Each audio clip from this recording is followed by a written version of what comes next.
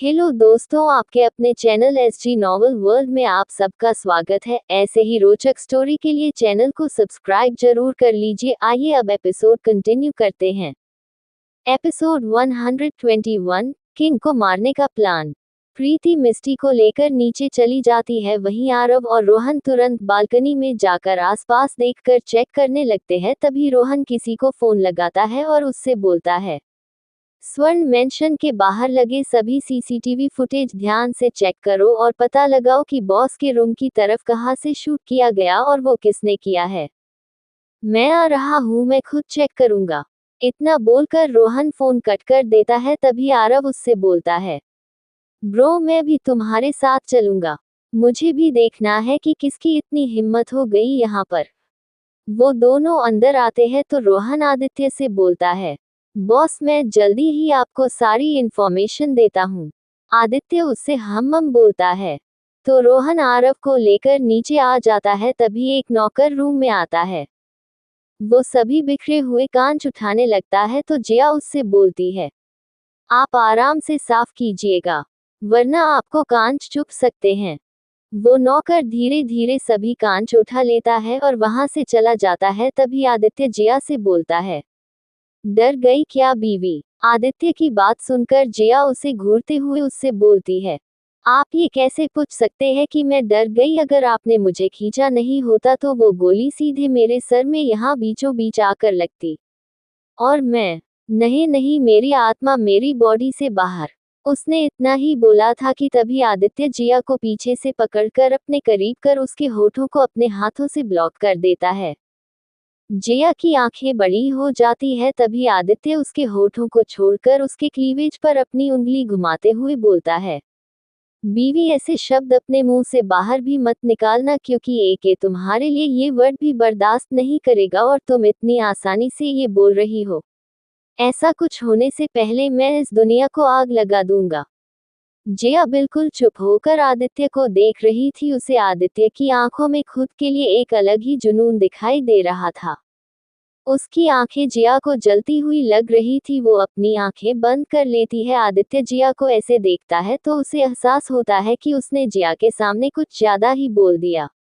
वो अपनी आंखें बंद करके खुद को शांत करता है। फिर जिया का टॉवल उठाकर उसके बालों को सुखाने लगता है। जिया उसे देखती है कि आदित्य अब शांत है तो वो मुस्कुरा देती है। आदित्य देखता है कि जिया मुस्कुरा रही है तो उसे सही लगता है। तभी जिया उसके आगे कॉम्ब कर देती है। आदित्य उसे देखता है, फिर वो कॉम्ब अपने हाथ में लेकर जिया के बाल बनाने लगता है। जिया बैठी बैठी मुस्कुरा कर कुछ सोच रही थी। आदित्य उसे देखता है तो उससे बोलता है, क्या सोच कर मुस्कुरा रही हो?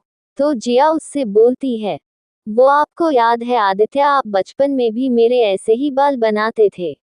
आदित्य को वो टाइम याद आता है तो वो भी मुस्कुरा देता है और जिया के बालों को स्मेल करते हुए उससे बोलता है, और तभी से मुझे तुम्हारे ये लंबे बाल तुम पर बहुत अच्छे लगते हैं। जिया उससे बोलती है, और आपकी इसी विश की वजह से मैंने कभी अपने बाल नहीं कटवाए। तो आदित्य उससे बोलता है, इसकी कोई जरूरत भी नहीं है, ये ऐसे ही अच्छे हैं। वो जिया के बालों में ढीली सी चोटी बनाकर उसके कुछ बाल उसकी चोटी से बाहर कर देता है। जिया उठकर मिरर में अपने बाल देखती है तो उसे अच्छा लगता है। वो जाकर अपना सिंदूर बॉक्स लेकर सिंदूर लगाती है और आदित्य से बोलती है, लगता है आज आपको ऑफिस नहीं जाना है मिस्टर कपूर। उसकी बात सुनकर आदित्य जिया के पास आकर उसकी कमर में हाथ डालते हुए उससे बोलता है, अगर बीवी चाहेंगी तो मैं नहीं जाऊंगा। तभी जिया उसकी तरफ मुड़ते हुए उससे बोलती है, नहीं बीवी ये बिल्कुल भी नहीं चाहती है, आप अभी रेडी होंगे और ऑफिस जाएंगे। जिया इतना बोलकर वहां से जाने लगती है तो आदित्य उससे बोलता है, तुम बड़ी अजीब बीवी हो। सभी लड़कियां चाहती है कि उनके हस्बैंड उनके पास रहे, लेकिन तुम तो मुझे खुद से दूर ही करती रहती हो। क्या बीवी हो यार तुम? उसकी बात सुनकर जिया उससे बोलती है, क्योंकि मेरे पति जैसे होंगे मुझे भी तो वैसे ही बनना होगा ना मिस्टर हस्बैंड। तो अभी आप रेडी होकर नीचे आएंगे। इतना बोलकर जिया नीचे चली जाती है। उसके जाते ही हो आदित्य अभी तक जिया के साथ मजाक कर रहा था, वो गुस्से में पूरी तरह लाल हो जाता है। वो जाकर सावर के नीचे खड़ा हो जाता है। उसके दिमाग में जया की कही गई वही बात बार बार रिपीट हो रही थी। वो गोली मुझे सर में लगने वाली थी। अगर वो मुझे लग जाती तो। आदित्य ठंडे पानी में खुद को शांत करने की कोशिश कर रहा था। कुछ देर में वो चेंज करता है और नीचे आता है तो सामने ही राहुल जया का हाथ पकड़कर उससे कुछ बात कर रहा था। उन्हें ऐसे देखकर ही आदित्य का पारा हाई हो जाता है। वो गुस्से में जया और राहुल के पास आता है और जया का हाथ राहुल के हाथ से अपने हाथ में ले लेता है। आदित्य को जया और राहुल दोनों देखते हैं तो आदित्य राहुल को ऐसे घूर रहा था जैसे वो उसे अभी ही मार देगा। जया आदित्य से बोलती है, वो राहुल राहुल मुझसे पूछ रहा था कि मैं ठीक हूं ना? बस और कुछ नहीं सच्ची। तभी आदित्य जोर से आरव को आवाज देता है। आरव आरव जो प्रीति के रूम में उससे बातें कर रहा था वो आदित्य की आवाज सुनते ही डर जाता है। वो प्रीति से बोलता है, ओह गॉड अब मैंने क्या कर दिया यार। ये भाई जब मुझे ऐसे बुलाते हैं तो मुझे वो दिन अपना आखिरी दिन लगता है। वो जा ही नहीं रहा था तो प्रीति उसे खुद ही बाहर लेकर जाते हुए बोलती है, ओहो आरव तुम आदि भाई से कितना डरते हो। तुम उनके भाई हो, वो तुम्हें काट थोड़ी ही खाएंगे। आरव उसका हाथ छुड़ाने लगता है लेकिन उससे पहले ही प्रीति उसे लेकर हॉल में आ जाती है। आरव आदित्य को देखता है तो वो सीधे उसके सामने खड़ा हो जाता है। तभी आदित्य उससे गुस्से में बोलता है, तुम आज ही कपूर विला वापस जाओगे और साथ में अपने इस दोस्त को लेकर जाओगे। उसकी बात सुनकर आरव उसे मना करने वाला होता है। तभी वहां मिस्टी और रोहन भी आ जाते हैं। जया जैसे ही मिस्टी को देखती है वो आदित्य का हाथ पकड़कर धीरे से उससे बोलती है, देखिए ये रोहन आपके लिए लाइफ टाइम कुंवारा ही अकेले अकेले ही रह सकता है, उसे कोई फर्क नहीं पड़ेगा, लेकिन उसकी भाभी होने के कारण मेरा भी तो फर्ज बनता है ना कि मैं रोहन की लाइफ सेट करूं। उसे एक ऐसे पार्टनर से मिलवाओ जो हमेशा उसके साथ रहे, उसकी बातें सुन और रोहन भी उसे अपने दिल की बातें बता सके। तो प्लीज ये हमारे पास राहुल एक आखिरी रास्ता है, वरना मिस्टी वापस लंदन चली जाएगी। प्लीज राहुल को यहाँ रहने दीजिए ना। जया की सारी बात सुनकर आदित्य जया का चेहरा देखता है। वो एक मासूम लड़की की तरह उसे उम्मीद भरी नजरों से देखे जा रही थी। तभी आदित्य सभी से बोलता है, ठीक है ये दोनों यहाँ रह सकते हैं, लेकिन जैसे रोहन बीवी को भाभी बोलता है और मानता भी है तो तुम दोनों भी बीवी को भाभी ही बोलोगे और हाँ मानना भी। ये बात वो राहुल को घूरते हुए बोलता है। उसकी बात सुनकर राहुल और आरव एक साथ बोलते हैं, ठीक है हमें कोई प्रॉब्लम नहीं है, हम जया को भाभी ही बोलेंगे। आरव की बात सुनकर जया आरव को घूर कर देखती है तो आरव उसे देखकर हंस देता है। तभी आदित्य ऑफिस निकलने लगता है तो जया उससे बोलती है, आप नाश्ता तो कर लीजिए। तो आदित्य उससे बोलता है, नहीं मुझे कुछ इम्पोर्टेंट काम है, तो मैं ऑफिस में ही खाना खा लूंगा, तुम खा लेना और डॉल का भी ख्याल रखना। वो आगे चला जाता है। रोहन वही था। आदित्य के जाते ही राहुल मिस्टी के पास आकर हंसते हुए उससे बात करने लगता है तो रोहन उसे गुस्से में घूरने लगता है। तभी जया उससे बोलती है, रोहन तुम नहीं जाने वाले हो क्या ऑफिस? उसकी बात सुनकर सभी रोहन को देखते हैं तो रोहन राहुल को घूरते हुए वहां से जाकर कार में बैठ जाता है और खुद से बोलता है, बॉस को उसे घर से निकाल ही देना चाहिए था। उसे सभी लड़कियों से बात करने में बहुत मजा आ रहा है, कुछ सबक सिखाना पड़ेगा इसको। वो खुद से ही बोले जा रहा था तभी पीछे बैठा आदित्य उससे बोलता है, वो सब बाद में सोच लेना, अभी ऑफिस चलो और मुझे सारी इन्फॉर्मेशन दो। आदित्य की बात सुनकर रोहन चुप हो जाता है और कार को ऑफिस की तरफ ले जाता है। एक खाली पुराना घर। उस घर के बाहर से अंदर तक चारों तरफ मोटे मोटे आदमी हाथों में बंदूक लिए खड़े थे। वही एक कमरे में ढेर सारी बंदूकें रखी हुई थी और भी बहुत सारे हथियार भी थे।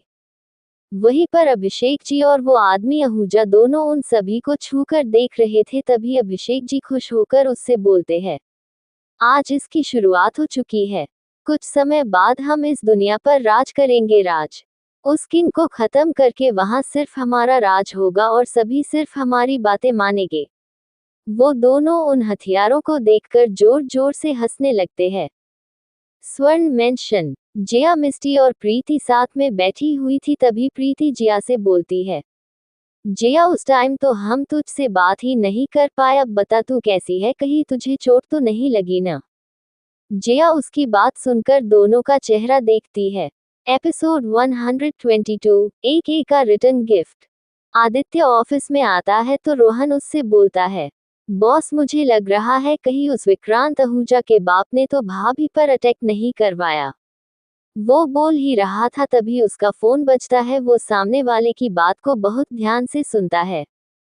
तभी आदित्य रोहन से पूछता है, क्या बात है रोहन? तो रोहन आदित्य से बोलता है, वो बॉस जिसने गोली चलाई थी उसने खुद को शूट कर लिया। अब जब वही नहीं है तो हम ये कैसे पता करेंगे कि किसने ये कोशिश की? उसकी बात सुनकर आदित्य रोहन से बोलता है, रोहन मुझे पता है ये उस आहूजा ने ही किया है, अब उसने बीवी पर गोली चलाई है तो उसे भी तो कुछ मिलना चाहिए ना। वो उठता है और बाहर जाते हुए रोहन से बोलता है, चलो रोहन, थोड़ा मिस्टर आहूजा को रिटर्न गिफ्ट दिया जाए। रोहन आदित्य के पीछे वहां से चला जाता है। कुछ देर में वो लोग एक जगह पर पहुंचते हैं जहां पर सिर्फ एक मामूली सा घर था। उसे देखकर कोई उसके अंदर ऐसा कुछ होगा ये सोच भी नहीं सकता है। आदित्य और रोहन उसके अंदर जाते हैं तो वहां एक बुजुर्ग आदमी था। वो उन्हें देखकर बाहर चला जाता है। तभी रोहन एक बटन दबाता है, उससे फ्लो बीच में से थोड़ी साइड हो जाती है। उसमें जैसे ही गेट खुलता है उसके अंदर लाइट्स ऑन होने लगती है। उसके अंदर नीचे जाने की सीढ़ियां लगी हुई थी। आदित्य और रोहन नीचे आते हैं तो कुछ दूरी पर एक छोटी सी लाइट जल रही थी, वही कुर्सी से कोई बंधा हुआ था। आदित्य के जूतों के खटखट की आवाज सुनकर वो आदमी अपना चेहरा उठाकर सामने देखने की कोशिश करता है, लेकिन उसकी आंखें ज्यादा नहीं खुल पा रही थी तो वो सही से देख नहीं पा रहा था। तभी आदित्य आकर उसके सामने रखी कुर्सी पर बैठकर उसे देखता है और मुस्कुराते हुए उससे बोलता है, कैसे हो विक्रांत आहूजा? जी, ये वही विक्रांत है जिसने जिया को हाथ लगाने की कोशिश की थी और जिसे आदित्य ने कुछ लोगों की नजरों में मरा हुआ बना दिया। तभी विक्रांत आदित्य को देखता है। आदित्य मुस्कुरा रहा था। विक्रांत के चेहरे पर खून ही खून था, लेकिन वो सब सूख चुका था। उसे देखकर लग रहा था कि उसे कुछ दिन पहले बहुत पीटा गया है। वो गुस्से में आदित्य से बोलता है, AK मुझे छोड़ दे वरना मेरे डैड तुझे नहीं छोड़ेंगे। उसकी बात सुनते ही आदित्य जोर जोर से हंसने लगता है, लेकिन तभी एक खतरनाक तरीके से उससे बोलता है, तेरा बाप सिर्फ बोलने वालों में से है, समझा तू? अगर उसमें इतनी ही हिम्मत थी तो उसने तुझे अभी तक क्यों नहीं ढूंढा? क्यों सिर्फ छुपकर मुझे धमकियां दे रहा है? वो विक्रांत चुप होकर आदित्य को घूरने लगता है। तभी आदित्य उससे बोलता है, हाँ, लेकिन तेरे बाप ने मेरा बहुत बड़ा लॉस करने की कोशिश तो की। ये सुनकर विक्रांत के चेहरे पर एक बड़ी सी शातिर मुस्कान आ जाती है। आदित्य उसके चेहरे की खुशी देखता है तो उससे बोलता है, अरे अरे, मेरे इतना बताने से ही तुम्हारे चेहरे पर मुस्कान आ गई, अभी आगे ही बात तो सुन लो। लेकिन हुआ ये कि तेरे बाप के इतना बड़ा काम करने से भी मेरा कोई लॉस नहीं हुआ। क्योंकि एक अपना लॉस बर्दाश्त नहीं कर पाता है तो सोच, उसने तो मुझ पर ही अटैक किया, तो अब उसने मुझे गिफ्ट देने का सोचा तो मेरा ये फर्ज बनता है ना कि मैं भी उसे गिफ्ट दूं। गिफ्ट का नाम सुनकर विक्रांत का चेहरा दोबारा सा डरा हुआ ही हो जाता है। तभी आदित्य खतरनाक तरीके से मुस्कुराते हुए उससे बोलता है, अब मुझे गिफ्ट तो देना ही होगा ना। मेरी मैसेज कहती है कि अगर कोई हमें गिफ्ट दे रहा है तो हमें भी उसे गिफ्ट देना चाहिए, ये इंडियन में बहुत माना जाता है। विक्रांत उसकी बात सुनते हुए डर से उसके हाथ को देखता रहता है। आदित्य के हाथ में एक छोटा सा कटर था जिसे आदित्य अपने हाथ से सहला रहा था। विक्रांत डरते हुए आदित्य से बोलता है, देखे कि अगर तूने मेरे साथ कुछ भी करने की कोशिश की तो तेरे लिए बिल्कुल भी अच्छा नहीं होगा, समझा तू? मैं तुझे अच्छे से बता रहा हूँ, मुझे छोड़ दे के। तभी आदित्य उससे बोलता है, ऐसे कैसे छोड़ दूँ? तू ही तो वो रास्ता है जो मुझे वहां तक पहुंचाएगा जिसकी मुझे तलाश है। तभी वो उसके हाथ की उंगली को पकड़कर उससे बोलता है, ये कैसा होगा अगर आहूजा के पास उसके बेटे की कोई चीज गिफ्ट में भेजी जाए? उसकी बात सुनकर विक्रांत कांप जाता है। वो कुछ बोलने वाला होता है। तभी आदित्य वो कटर उसकी उंगली के बीच में लगा देता है तो विक्रांत अपने हाथ पीछे खींचते हुए चिल्लाकर आदित्य से बोलता है, एक ये देख प्लीज ऐसा मत कर। आदित्य रोहन से बोलता है, रोहन मुझे मेरे काम में डिस्टरबेंस बिल्कुल भी पसंद नहीं है, ये तो तुम्हें पता है ना। रोहन आदित्य से बोलता है, जी बॉस मुझे अच्छे से पता है। तभी रोहन वहां से एक तरफ जाता है और कुछ देर में वापस आता है। उसके हाथ में रस्सी थी, वो उसे लाकर सीधे विक्रांत के पास आकर उसका एक हाथ कुर्सी से बांध देता है। आदित्य उससे बोलता है, वेरी गुड। वो विक्रांत की एक उंगली में कटर फंसाते हुए रोहन से बोलता है, रोहन ये वाली उंगली ठीक रहेगी न या फिर दूसरी वाली। आदित्य की बात सुनकर रोहन उससे बोलता है, बॉस यही वाली ठीक है। उन दोनों की ऐसी बातें सुनकर विक्रांत चिल्लाते हुए उन दोनों से बोलता है, तुम दोनों पागल हो क्या, ये क्या कर रहे हो। तो रोहन उससे बोलता है, बेटा तूने जो किया है उसके लिए तो ये जो तेरे साथ हो रहा है ये बहुत कम है, वरना तू अभी तक इतना बोलने के लिए जिंदा ही नहीं होता। वो रोहन से बोल ही रहा था तभी आदित्य उसकी एक उंगली को उस कटर से काट देता है। एक सेकंड में विक्रांत की एक उंगली उसके हाथ से कटकर नीचे गिर जाती है। उंगली कटते जी विक्रांत जोर से चीखता है। आदित्य अपने कान पर हाथ रखते हुए उससे बोलता है, इतना चिल्लाना सेहत के लिए अच्छा नहीं होता है। वो विक्रांत दर्द से चिल्लाते हुए छटपटाने लगता है। वो कुछ देर में बेहोश हो जाता है। वही आदित्य वहां से उठते हुए रोहन से बोलता है, रोहन ये प्यारा सा गिफ्ट आहूजा इंडस्ट्रीज में भेजो, वो वही इसे देखेगा। रोहन उस विक्रांत आहूजा को देखते हुए आदित्य से ओके बॉस बोलता है। आदित्य वहां से निकलकर बाहर आता है तो वो बुजुर्ग आदमी बाहर थे। आदित्य उनके हाथ में एक पैसे का बंडल रखते हुए बोलता है, आप चाहो तो ही यहाँ रहो वरना आप जा सकते हैं, आपको किसी मजबूरी में यहाँ रहने की कोई जरूरत नहीं है। तो वो आदमी आदित्य से हाथ जोड़ते हुए बोलता है, नहीं साहब, आपने मेरे लिए जितना कुछ किया है उसका कर्ज मैं अपनी जिंदगी आपके नाम कर दूं तो भी नहीं चुका सकता हूँ, तो जब तक आपका काम नहीं पूरा हो जाता है मैं यही रहूंगा। आदित्य कुछ नहीं बोलता है, वो सीधे जाकर कार में बैठ जाता है। तभी रोहन बाहर आता है। वो उस आदमी को बोलता है, आप यहाँ आराम से रहिए और कुछ प्रॉब्लम हो तो तुरंत मुझे फोन कीजिए। वो आदमी उससे हाँ बोलता है तो रोहन भी आकर ड्राइविंग सीट पर बैठता है और दोनों वहां से ऑफिस निकल जाते हैं। तभी आदित्य जिया को फोन लगाता है तो जिया फोन नहीं उठाती है। आदित्य गुस्से में खुद से बोलता है, ये बीवी को फोन उठाने में इतनी प्रॉब्लम क्यों होती है। वही रोहन आदित्य की बात सुनकर हल्का सा हंस देता है। आदित्य रोहन को देखता है तो उससे बोलता है, तुम ज्यादा हंसो मत, थोड़ा अपनी वाली पर ध्यान दो वरना लाइफ टाइम मेरे साथ ही रहना होगा, क्योंकि तुम्हारी वाली किसी और के साथ जा सकती है। आदित्य की बात सुनकर रोहन आदित्य से बोलता है, बॉस मैं वैसे भी लाइफ टाइम आपके साथ ही रहूंगा, मैं आपको कभी नहीं छोड़ने वाला हूँ और आप जिसकी बात कर रहे हैं वो ही मुझसे बात नहीं करना चाहती है। तभी आदित्य रोहन की बात सुनते हुए वापस से जिया को फोन लगाता है तो आरोही फोन उठा लेती है। आदित्य उससे बोलता है, डॉल आपकी जीव कहाँ है। तो आरोही सब तरफ देखते हुए आदित्य से बोलती है, वो बड़े भाई जीव तो रेडी हो रही है। आरोही की बात सुनकर आदित्य आरोही से पूछता है, डॉल क्या आप और आपकी जीव कहीं जा रहे हो। तो आरोही उससे बोलती है, नहीं बड़े भाई, हम सभी मॉल जा रहे हैं, मैं जीव, आरव भाई, प्रीति भाभी, मिस्टी दीदी और राहुल भैया भी हम सभी मॉल जा रहे हैं। तभी आदित्य जो सबके साथ राहुल के भी घूमने जाने का सुनकर गुस्से में आ गया था, उसे जिया की आवाज सुनाई देती है। वो आरोही से बोलती है, आरू बच्चे मैं कैसी लग रही हूँ। तो आरोही फोन को वही रखते हुए जिया से बोलती है, एकदम आरू के जैसे प्रिटी एंड ब्यूटीफुल। जिया आकर आरोही को गले लगाते हुए उसके गाल पर किस करती है और फोन लेकर नीचे आ जाती है। उसने ये ध्यान नहीं दिया था कि आदित्य का फोन अभी भी कट नहीं हुआ है। वो नीचे आती है तो सभी लोग बाहर उसी का इंतजार कर रहे थे। तभी राहुल जिया से बोलता है, जिया यार तुम कितना टाइम लगाती हो। तो जिया उससे बोलती है, चलो यार अब तो आ गई ना, अब चलते हैं, वैसे भी सिटी मॉल ज्यादा दूर नहीं है। वो लोग वहां से निकल जाते हैं। तभी आदित्य फोन काटते हुए रोहन से बोलता है, रोहन सिटी मॉल की तरफ कार को घुमाओ। रोहन को समझ में नहीं आता है कि अचानक से मॉल क्यों जाना है, लेकिन वो फिर भी सिटी मॉल के लिए अपनी कार को घुमा लेता है। उधर स्वर्ण मेंशन से सभी लोग निकलने लगते हैं तो जिया के बॉडीगार्ड्स उसके सामने आकर खड़े हो जाते हैं। सभी का उन्हें देखते ही मूड खराब हो जाता है। तभी आरव के दिमाग में कुछ आता है तो वो जिया के कान में कुछ बोलता है। जिया की आंखों में चमक आ जाती है।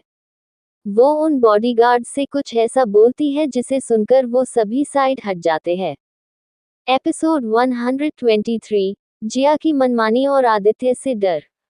जिया उन दोनों से बोलती है, आप लोग अभी क्यों हमारे पीछे ऐसे आ रहे हैं, हम तो अपनी फैमिली के साथ ही है ना। उसकी बात सुनकर वो बॉडीगार्ड्स जिया से बोलते हैं, सॉरी लेडी बॉस, लेकिन हमें यही ऑर्डर दिया गया है कि हम आपको प्रोटेक्ट करें, तो हम आपके पीछे ही रहेंगे, लेकिन लेडी बॉस हमने चलना है। जिया बेचारा सा मुंह बनाकर उन दोनों को देखती है। तभी आरव उसके कान में कुछ बोलता है जिसे सुनकर जिया की आंखों से चमक आ जाती है।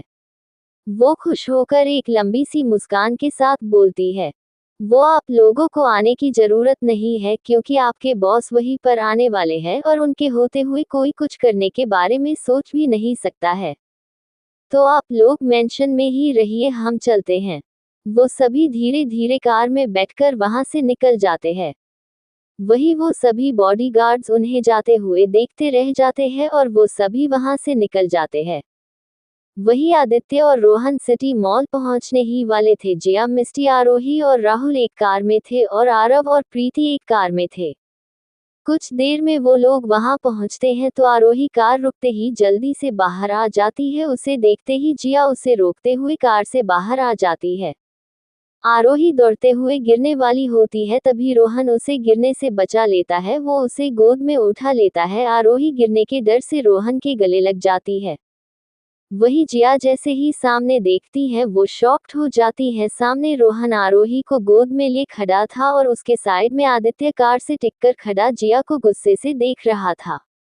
जिया उसे देखकर डर जाती है। तभी कार से आरव और प्रीति निकल कर आते हैं। वो दोनों भी जैसे ही आदित्य को अपने सामने देखते हैं तो शॉक्ड हो जाते हैं। आरव तो जल्दी से जाकर जिया के पीछे खड़ा हो जाता है। आदित्य अपने पैंट की जेब में हाथ डाले कार से टिककर खड़ा सबको देख रहा था। तभी दूसरी वाली कार से राहुल बाहर निकल कर आता है।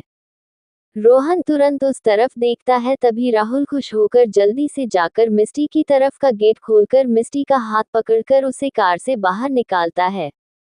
वो सब देखते ही रोहन का दिमाग खराब हो जाता है। वो राहुल को घूर कर देखता है। तभी राहुल उसे देखकर हंस देता है तो रोहन का गुस्सा और बढ़ जाता है। वो मिस्टी को लेकर सभी के बीच आता है। तभी मिस्टी का ध्यान रोहन पर जाता है जो आरोही को गोद में लिए हुए खड़ा था, लेकिन उसका सारा ध्यान मिस्टी और राहुल के पकड़े हुए हाथ पर था। मिस्टी तुरंत अपना हाथ राहुल के हाथ से छुड़ा लेती है। वो जिया और प्रीति से बोलती है, चलो यार, हम यहाँ पर क्यों खड़े हैं।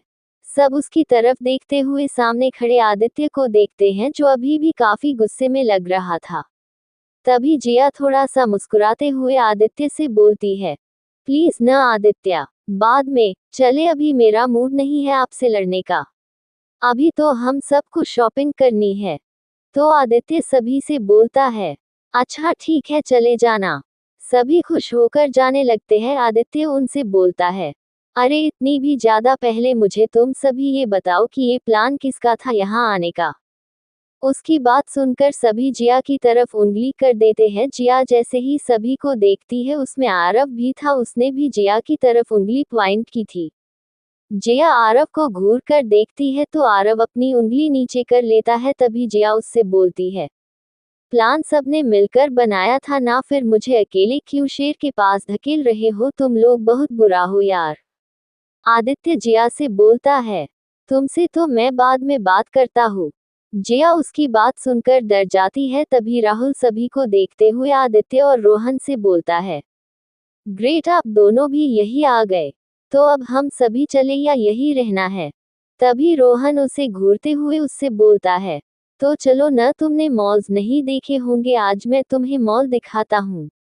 इतना बोलकर रोहन मिस्टी को एक नजर घूरकर आरोही का हाथ पकड़कर अंदर चला जाता है। वही राहुल आरव को देखता है तो आरव उससे बोलता है, चिल ब्रो, आजकल इसे पता नहीं क्या हुआ है, ये सभी से ऐसे ही बात कर रहा है। तभी वो जल्दी से रोहन के पास चलते हुए उससे बोलता है, वैसे ब्रो सच बताओ, तुम्हें और भाई को ये कैसे पता चला कि हम यहाँ आने वाले हैं? रोहन आरव को घूरता है तो आरोही जल्दी से अपना हाथ ऊपर करते हुए आरव से बोलती है, आरव भाई, मैंने बताया तभी तो बड़े भाई भी हमारे साथ यहाँ आ पाए। मैंने सही किया ना? उसकी बात सुनकर आरव को समझ ही नहीं आता है कि वो इस बात पर आरोही को शाबाशी दे या उसे डांट लगाए। तभी रोहन उससे बोलता है, अब पता चल गया ना? तो आरव उससे बोलता है, यार ब्रो तुम मुझसे क्यों ऐसे बात कर रहे हो, मैंने क्या किया है? उसकी बात सुनकर रोहन रुक जाता है तो आरव भी उसके सामने खड़ा हो जाता है। तभी रोहन उससे बोलता है, सारी गलती तुम्हारी ही है, जो किया है तुमने ही किया है। रोहन भी बात सुनकर आरव खुद से ही बोलता है, क्या रोहन ब्रो को पता चल गया कि ये सारा प्लान मेरा है? नो नो, ऐसा तो नहीं होगा, मिस्टी को कुछ पता नहीं है और जिया और प्रीति कुछ बताएंगी नहीं, मतलब नहीं पता है। तभी रोहन उससे बोलता है, तुम्हें क्या जरूरत पड़ी थी अपने इस दोस्त को घर में लाने की? तुम इसे कहीं और नहीं रख सकते हो, जब से आया है सिर्फ दिमाग खराब करके रखा है। इतना बोलकर रोहन वहां से चला जाता है। वही पीछे खड़ा आरव हंसते हुए बोलता है, वाओ यार, मेरा प्लान इतना काम करेगा, मुझे तो उम्मीद ही नहीं थी। तभी प्रीति, मिस्टी और रोहन भी उसके पास आते हैं तो मिस्टी उससे पूछती है, तुम क्यों इतना स्माइल कर रहे हो? तो आरव उससे बोलता है, क्यों तुम्हें जलन हो रही है क्या मेरी स्माइल से? उसकी बात सुनकर मिस्टी उसे घूरते हुए प्रीति को देखती है तो प्रीति आरव से बोलती है, प्लीज यार अब तुम दोनों मत लड़ना, अभी तो जिया भी नहीं रहेगी संभालने के लिए। वो सभी एक साथ पीछे देखते हैं जहां जिया धीरे धीरे चुपचाप आगे आगे चल रही थी, वही आदित्य उसके साइड में चल रहा था। सभी लोग एक जगह पर आते हैं तो राहुल और आरव सभी से बोलते हैं, पहले हम मूवी देखेंगे फिर सोचेंगे आगे क्या करना है। तभी मिस्टी पूरी जगह देखते हुए बोलती है, गाइस तुम लोगों ने ये नोटिस किया क्या, हम जब से यहाँ एंटर हुए हैं यहाँ पर स्टाफ के अलावा कोई नजर नहीं आ रहा है। मिस्टी की बात सुनकर सभी अपनी नजर चारों तरफ दौड़ाते हैं, पूरा मॉल सच में खाली था।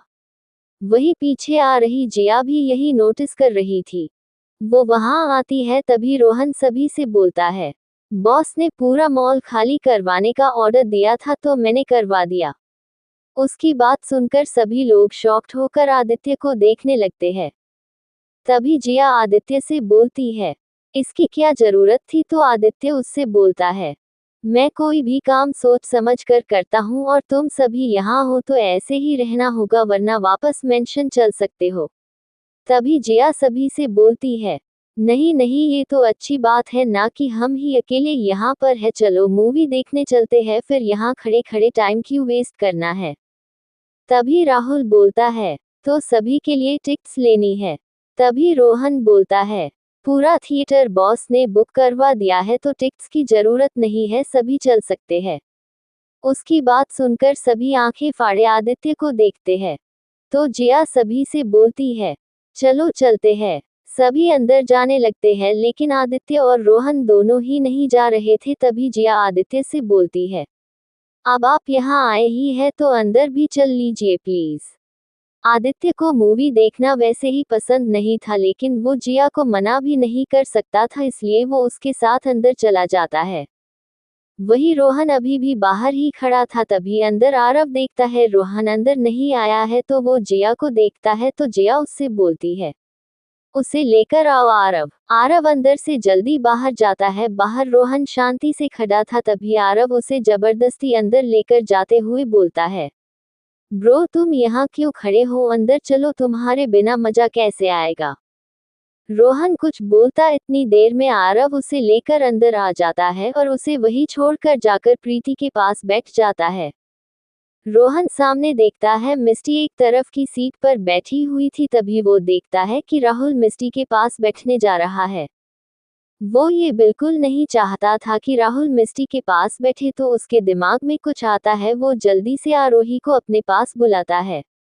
आरोही जो अब तक जया और आदित्य के पास बैठी थी वो रोहन के पास आती है तो रोहन उसे कुछ बोलता है तो आरोही मिस्टी के पास जाती है। वहां पर राहुल बैठ गया था तो आरोही उससे बोलती है, राहुल अंकल, आप दूसरी सीट पर बैठ जाए ना, मुझे यहाँ मिस्टी दीदी के पास बैठना है। राहुल मिस्टी को देखता है तो मिस्टी उससे बोलती है, राहुल क्या तुम दूसरी सीट पर बैठ जाओगे? अगर आरोही यहाँ बैठना चाहती है तो ठीक है। राहुल मिस्टी को देखता है फिर आरोही से बोलता है, ओके बेबी आप यहाँ बैठ जाओ, मैं कहीं और बैठ जाऊंगा। वो वहां से उठकर दूसरी सीट पर जाकर बैठ जाता है तभी रोहन वहां आता है। एपिसोड 124, रोहन की राहुल से जलन। राहुल वहां से उठ जाता है तो आरोही मिस्टी के पास बैठ जाती है। आरोही के उसके पास बैठने से मिस्टी भी खुश हो जाती है। राहुल दूसरी सीट पर जाकर बैठ जाता है तभी आरव रोहन को भी बैठने के लिए बोलता है क्योंकि मूवी स्टार्ट होने वाली थी। तो रोहन जाकर राहुल के बगल वाली कुर्सी पर बैठ जाता है। सभी लोग मूवी देखने लगते हैं। आदित्य और जिया एक साथ बैठे थे तभी जिया आदित्य से बोलती है, आपको यहाँ के बारे में कैसे पता चला कि हम यहाँ आ रहे हैं, मतलब कि आपको किसने बताया ये बात? उसकी बात सुनकर आदित्य उसे देखते हुए जिया से बोलता है, ज्यादा चालाक मत बनो बीवी, क्योंकि तुम जितना भी सोच लो मेरी सोच 2 कदम नहीं पूरे 5 कदम आगे चलती है, समझी तुम? जिया आदित्य को घूरते हुए देखने लगती है। आदित्य मुस्कुराते हुए जिया को देखता है और जिया के होठों पर अपने होठ रख देता है। जिया शॉक्ड हो जाती है, वो आदित्य को खुद से दूर हटाने लगती है तो आदित्य जिया का हाथ प्यार से अपने कंधे पर रख लेता है। जिया उसकी शर्ट को जोर से पकड़ लेती है। क्योंकि आदित्य ने जिया के होठों को बाइट कर लिया था, जिया जोर से अपनी आंखें मीच लेती है तो आदित्य जिया को छोड़ देता है। जिया उसे देखती है तो आदित्य उससे बोलता है, ये आज की पनिशमेंट थी, अगली बार से कुछ भी करने से पहले मुझे इन्फॉर्म करना बीवी। जिया अपने हाथ साफ करते हुए उससे बोलती है, आपने मुझे बाइट किया, मैंने आपको मना किया था ना कि बाइट मत किया कीजिए, मुझे दर्द होता है। ये बोलकर जिया गुस्सा होकर सामने देखने लगती है तो आदित्य जिया का चेहरा अपनी तरफ घुमाता है और उसके होठों पर एक लाइट किस कर उससे बोलता है, अब नहीं होगा दर्द। वो दोनों सामने देखने लगते हैं तभी जिया के फेस पर एक स्माइल आ जाती है। वही दूसरी तरफ आरव और प्रीति भी अपने में ही लगे हुए थे। उन दोनों को ही सामने चल रही मूवी से कोई मतलब नहीं था। वही राहुल और रोहन दोनों एक दूसरे को गुस्से में देखते हुए सामने चल रही मूवी देख रहे थे। मिस्टी और आरोही की थी जो बहुत प्यार से मूवी देख रही थी। दोनों पॉपकॉर्न खाते हुए मूवी एंजॉय कर रही थी और रोहन वो मिस्टी को देख रहा था। 1 घंटे बाद मिस्टी देखती है आरोही को नींद आ रही है। वो पीछे मुड़कर हल्की रोशनी में जिया को देखती है तो आदित्य और जिया को ऐसे साथ में बैठे देख मिस्टी उससे कुछ नहीं बोलती है तो वो उसकी सीट को पीछे की तरफ झुका देती है तो आरोही आराम से सो जाती है। मिस्टी को वॉशरूम जाना था तो वो अपने दूसरी तरफ वाली सीट पर रोहन और राहुल को देखती है। वो उन दोनों को देख रही थी तो रोहन को लगता है कि मिस्टी उससे कुछ बोलने वाली है, लेकिन तभी मिस्टी राहुल से बोलती है, राहुल। राहुल जल्दी से मिस्टी के पास आ जाता है तो मिस्टी उससे बोलती है, वो मैं वॉशरूम जा रही हूँ तो क्या तुम यहाँ बैठ सकते हो? उनकी बात सुनकर रोहन को बुरा लगता है कि मिस्टी ने उससे कुछ नहीं बोला। उसका चेहरा उदास सा हो जाता है। मिस्टी एक नज़र पीछे उसे देखती है फिर राहुल से बोलती है, ठीक है आरोही को देखते रहना। राहुल मिस्टी की सीट पर बैठ जाता है। मिस्टी वहां से निकलते हुए बाहर चली जाती है। रोहन उसे तब तक देखता है जब तक मिस्टी बाहर नहीं चल जाती है। तभी आरव देखता है कि रोहन अकेला बैठा है तो वो उससे बोलता है, रोहन ब्रो, कुछ तो तुम करो, जरूरी है सब मैं ही करूँ तुम्हारे लिए? रोहन उसे अजीब तरीके से देखते हुए बोलता है, तुमने मेरे लिए ऐसा क्या कर दिया? इस बात पर आरव उसे बताने वाला होता है कि तभी प्रीति आरव के मुंह पर हाथ रख देती है तो आरव को समझ आता जाता है कि अभी तो वो जोश जोश में कुछ ज्यादा ही बोलने वाला था। तभी आरव उससे बोलता है, अरे यार बस मैं ये बोल रहा हूँ, गुस्सा करने से अच्छा है कि कुछ करो, दिमाग लगाओ, चुप रहने से और खुद में गुस्सा होने से कुछ नहीं होता है। रोहन उसकी बात सुनकर कुछ सोचने लगता है, तभी उसे आदित्य की बात भी याद आती है जो उसने कहा था कि टाइम पर समझ जाओ वरना देरी हो जाएगी।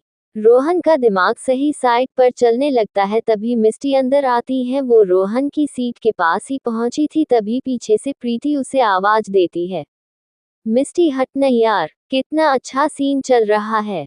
मिस्टी उसकी बात सुनती है, तभी पीछे से जिया भी उसे यही बोलती है, मिस्टी जल्दी बैठो, इतना अच्छा और तुम्हारा मेरा और प्रीति तीनों का ही फेवरेट पार्ट चल रहा है, जल्दी हटो ना। मिस्टी उन दोनों से बोलती है, हाँ ओके बैठ रही हूँ। वो जल्दी से आगे जाने लगती है, तभी रोहन मिस्टी का हाथ पकड़कर उसे अपनी सीट के साइड वाली सीट पर बिठा लेता है। मिस्टी शॉक्ड हो जाती है, वही ये देखकर जिया, आरव और प्रीति खुश हो जाते हैं। जिया आदित्य के गले लगते हुए उससे बोलती है, देखा मैंने कहा था ना कि रोहन मिस्टी से प्यार करते हैं, लेकिन आपने मेरी बात सुनी ही नहीं। जिया अजीब सा मुंह बनाकर आगे देखने लगती है। वही आदित्य मुस्कुरा देता है। आगे मिस्टी झटके से रोहन के हाथ से अपना हाथ छुड़ा लेती है और उससे बोलती है, तुम ये क्या कर रहे हो। मिस्टी उठने लगती है तो रोहन उसे फिर से बिठा लेता है और उससे बोलता है, सभी को अभी ये मूवी देखनी है और आगे राहुल बैठा तो है ना आराम से, तो तुम यही बैठ जाओ, वहां जाना जरूरी तो नहीं है ना। तभी मिस्टी उससे बोलती है, लेकिन मुझे वही बैठना है। वो उठ जाती है, तभी रोहन आगे देखते हुए उससे बोलता है, क्योंकि तुम मेरे साथ नहीं बैठना चाहती हो इसलिए। मिस्टी उसकी ये बात सुनकर रोहन को देखती है। रोहन एक नज़र मिस्टी को देखकर आगे देखने लगता है तो मिस्टी वही बैठ जाती है। रोहन के चेहरे पर एक छोटी सी मुस्कान आ जाती है, लेकिन फिर वो अपना सीरियस चेहरा बनाकर बैठ जाता है। मिस्टी को रोहन से बात नहीं करनी थी। वही रोहन मिस्टी से कुछ बोलने वाला होता है, तभी मिस्टी बगल में रखा पॉपकॉर्न उठाकर मुंह में डाल लेती है, जिससे वो कुछ बोल ही न पाए। रोहन उसे ऐसी हरकत करते हुए देखता है तो वो चुप होकर सामने मूवी देखने लगता है। मिस्टी को भी जब ये लगता है कि रोहन अब नहीं बोलेगा तो वो शांति से बैठ जाती है। कुछ देर बाद मूवी खत्म हो जाती है। मिस्टी तुरंत वहां से उठकर आरोही को उठाने चली जाती है। रोहन उसे देखता है, तभी उसकी नजर आरव और प्रीति पर जाती है जो उसे अजीब सा मुंह बनाकर देख रहे थे। प्रीति और आरव आगे आ जाते हैं, तभी आरव आदित्य से बोलता है, भाई चलिए। तभी उन दोनों की नजर जिया पर जाती है जो आदित्य के कंधे पर सर रखे बहुत प्यार से उसे पकड़कर सो रही थी। और आदित्य वो आराम से बैठा हुआ था। आदित्य आराम से साइड होकर सोती हुई जिया को गोद में उठा लेता है और बाहर आ जाता है। आरव और प्रीति भी आ जाते हैं, तभी मिस्टी राहुल से बोलती है, तुम आरोही को गोद में उठा लोगे क्या। राहुल हाँ क्यों नहीं बोलकर आरोही को गोद में उठाने लगता है। तभी रोहन उनके पास आ जाता है और वो राहुल को साइड करते हुए आरोही को गोद में उठा लेता है। उसे ऐसी हरकत करते हुए देखकर मिस्टी और राहुल उसे घूरने लगते हैं तो रोहन मिस्टी से बोलता है, लिटिल डॉल मेरी भी छोटी बहन है और उसे कोई बाहर वाला टच भी नहीं करेगा। ये बोलकर रोहन आरोही को आराम से लेकर उसका सर अपने कंधे पर कर लेता है, जिससे आरोही अच्छे से सो जाए, और वहां से निकलते हुए मिस्टी को भी साथ में चलने को बोलता है। मिस्टी आगे आगे चलने लगती है, वही रोहन उसके साइड में चल रहा था। उसकी बात सुनकर मिस्टी के चेहरे पर प्यारी सी स्माइल आ जाती है। राहुल भी सब इग्नोर करके बाहर आ जाता है। सभी बाहर आते हैं, तभी जिया की नींद खुल जाती है। वो खुद को आदित्य की गोद में देखती है तो उसके सीने पर अपने सर टिकाते हुए बोलती है, अभी मूवी खत्म नहीं हुई क्या आदित्य। उसकी बात सुनकर आरव, प्रीति और मिस्टी तीनों हंस देते हैं। तभी जिया सभी को देखती है तो वो शॉक्ड हो जाती है कि वो सभी के सामने आदित्य की गोद में है। वो जल्दी से आदित्य से बोलती है, प्लीज मुझे नीचे उतारिए। आदित्य उसे आंखें दिखाते हुए बोलता है, क्यों उतारो। तो जिया रोनी सी शक्ल बनाकर उससे बोलती है, आप क्या बोल रहे हैं, यहाँ सभी है और मैं आपकी गोद में हूँ, ये अच्छा लगता है क्या। तो आदित्य बिल्कुल रिलैक्स होते हुए उससे बोलता है, हाँ मुझे तो अच्छा ही लग रहा है। तो जिया उससे बोलती है, प्लीज आदित्य मुझे ये नहीं अच्छा लगता ना।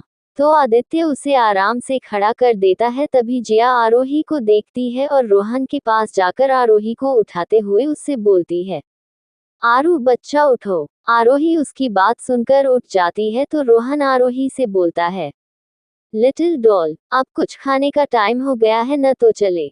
कुछ देर बाद सभी लोग खाना खाने के लिए चले जाते हैं। वहां पर एक रूम में बड़ी सी टेबल लगी थी और उस पर हर तरह का खाना रखा हुआ था। सभी लोग खाना खाने लगते हैं। वहीं जिया आरोही को खाना खिलाती है, फिर उसे दवा देने के लिए अपनी पर्स ढूंढने लगती है, लेकिन उसकी पर्स उसके पास थी ही नहीं। तो जिया प्रीति और मिस्टी से उसकी पर्स के बारे में पूछती है, लेकिन उन दोनों को भी कुछ नहीं पता था कि जिया की पर्स कहाँ गई। जिया सभी से बोलती है, उसने आरू की दवाइयाँ है और अभी मुझे आरू को वो दवाइयाँ देनी है, पता नहीं मेरी पर्स कहाँ छूट गई। जिया की बात सुनकर आदित्य रोहन को देखता है। एपिसोड 125, यूएसए में कौन था? आदित्य के साथ उद्धरण चिन्ह। वो प्रीति और मिस्टी से पूछती है, मिस्टी और प्रीति, तुम दोनों मेरे पर्स के बारे में जानती हो क्या? मुझे मिल नहीं रही है यार मेरी पर्स। जिया की बात सुनकर सभी उसे देखने लगते हैं। तभी मिस्टी और प्रीति एक साथ उसे मना कर देती है कि उन्होंने तो नहीं देखा है। जिया सभी से बोलती है, उसमें आरू की सारी दवाइयाँ है और अभी उसे देनी भी है, अब मैं क्या करूँ? मुझसे इतनी बड़ी गलती कैसे हो गई? अगर मैंने आरू को टाइम पर दवाई नहीं दी तो? तभी आदित्य जिया के हाथ पर अपना हाथ रखते हुए उससे बोलता है, रिलैक्स, कुछ नहीं होगा। वो रोहन को देखता है। तभी रोहन वहां से उठकर चला जाता है। कुछ देर में रोहन एक पैकेट लेकर आता है और जिया के सामने रखते हुए उससे बोलता है, ये लीजिए भाभी, लिटिल डॉल की मेडिसिन्स। जिया उस पैकेट को देखती है और जल्दी से उसके अंदर चेक करती है। सभी वही दवाइयाँ थी जो आरोही को दी जाती है। जिया जल्दी से आरोही को दवा खिला देती है। आरोही भी हमेशा की तरह मुंह बनाते हुए खा लेती है। तभी जिया रोहन से पूछती है, रोहन, ये दवाइयाँ तुम कहाँ से लाए और तुम्हें कैसे पता चला कि कौन सी दवाइयाँ लगेंगी? जिया की बात सुनकर रोहन मुस्कुराते हुए जिया से बोलता है, वो भाभी बॉस ने शायद उन्हें पहले ही बोल दिया था, तो उन्होंने मुझे पूरी लिस्ट लिटिल डॉल की मेडिसिन्स की भेज दी और मैंने नीचे जाकर ले ली। उसकी बात सुनकर सभी आदित्य को देखते हैं तो आदित्य अपने फोन में देखते हुए सभी से बोलता है, डरने और घबराने से अच्छा हमेशा यही होता है कि थोड़ा सा शांत रहकर अपने दिमाग का यूज किया जाए। उसकी बात सुनकर रोहन को छोड़कर बाकी सभी का मुंह बन जाता है। तभी आदित्य खड़े होकर सभी से बोलता है, अब बहुत रात हो चुकी है तो सभी घर चलेंगे। आदित्य आरोही का हाथ पकड़कर आगे चला जाता है और रोहन वो वही रुका हुआ था। आरोही मजे से उछलते कूदते हुए आदित्य का हाथ पकड़कर आगे चली जाती है। तभी प्रीति जिया से धीरे से बोलती है, जिया देख, तेरी आरोही अपने भाई के साथ कितने प्यार से घुल मिल रही है, तू उसे भी अब बता दे कि वो ही इसके आदि भाई है। वो अभी जितनी खुश है, जब उसे ये पता चल जाएगा तो वो और खुश हो जाएगी कि जिसका वो इतना इंतजार कर रही है वो यही है।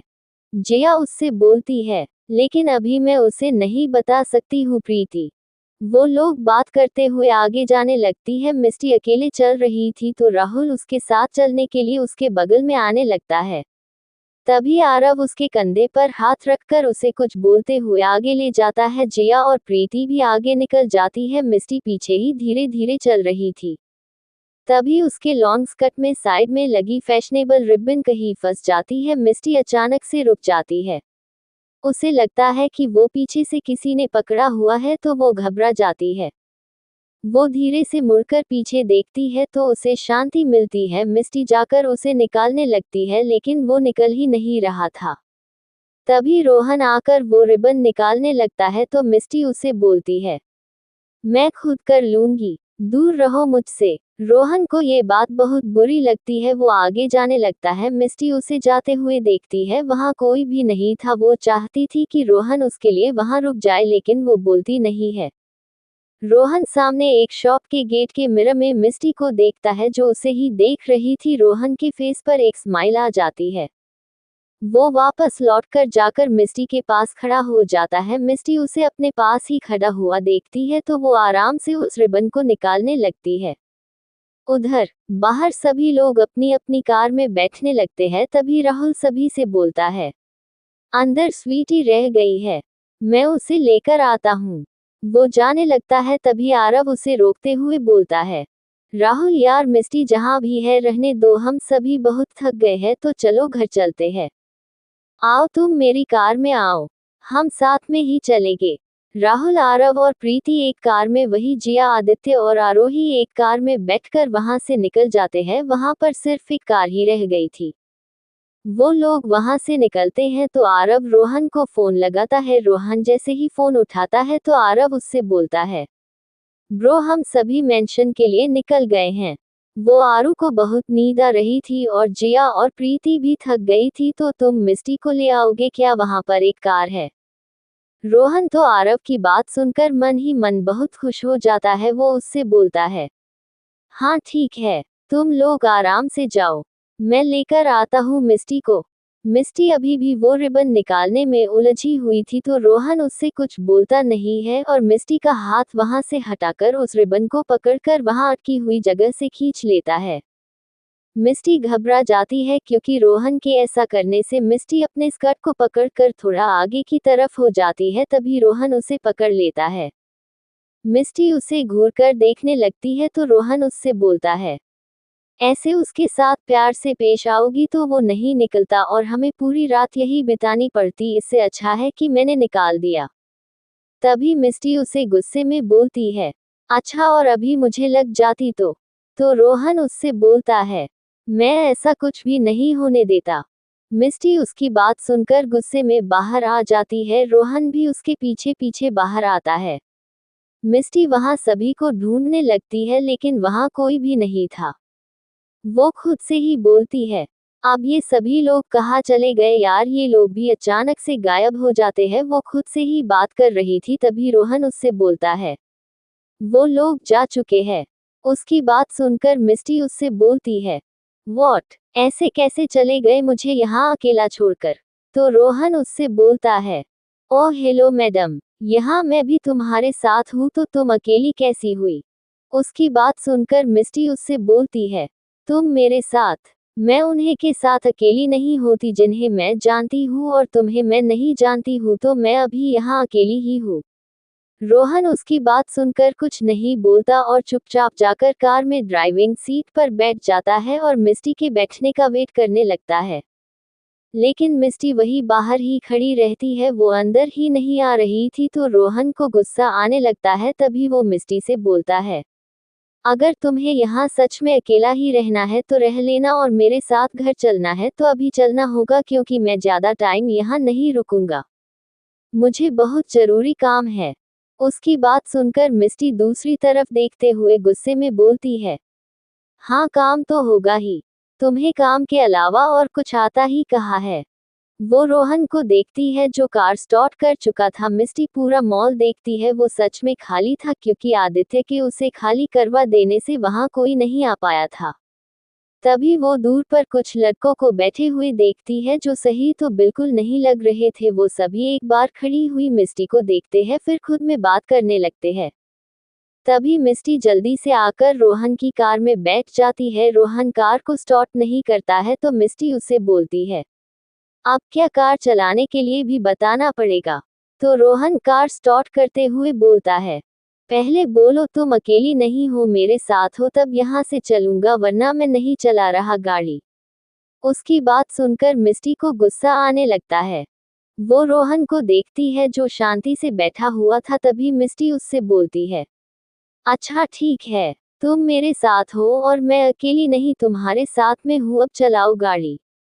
उसकी बात सुनकर रोहन मुस्कुरा देता है और कार को वहां से निकालकर स्वर्ण मेंशन की तरफ ले जाता है।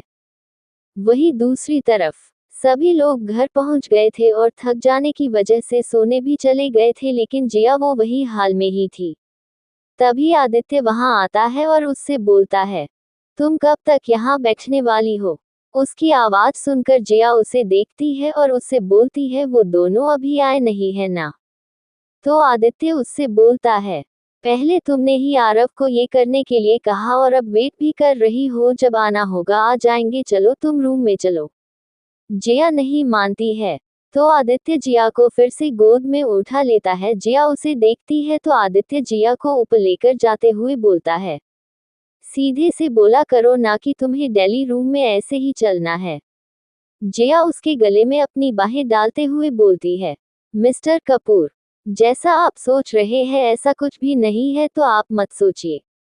तब तक आदित्य जिया को रूम में ले आता है और उसे बेड पर सुला देता है।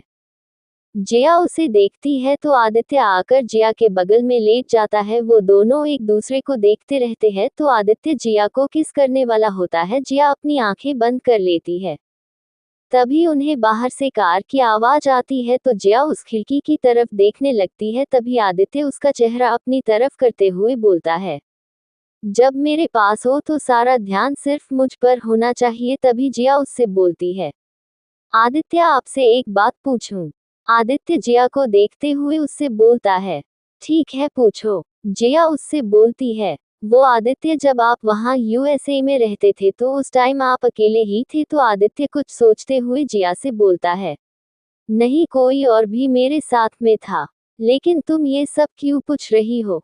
तो जिया उससे बोलती है, आप सच में आपके साथ वहाँ कोई और भी रहती थी? बाकी का नेक्स्ट एपिसोड नेक्स्ट पार्ट में कवर करेंगे। कहानी को लाइक शेयर कमेंट जरूर करें और प्लीज लाइक भी जरूर करें। Thank you.